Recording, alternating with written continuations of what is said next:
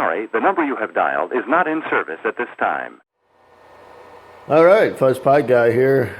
Thought I'd make a quick video of what I added to my L3 miner. So we have a 5-inch coming out connector coming out here to a 5-inch kind of like a dryer hose, but it's a little thicker and a lot heavier duty than a dryer hose. Coming down to a 12 by 12 inch filter grill, and then behind here I have a filter. I have a filter here that pulls in the air, filters it a little bit, so when that gets dirty enough we can just replace it with another filter.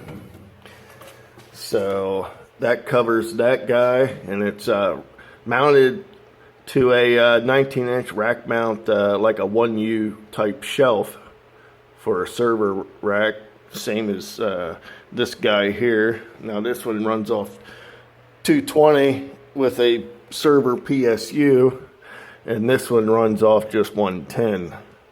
And it's wired to the sub panel on the left side. So then my Ethernet just goes up the wall and up in the attic.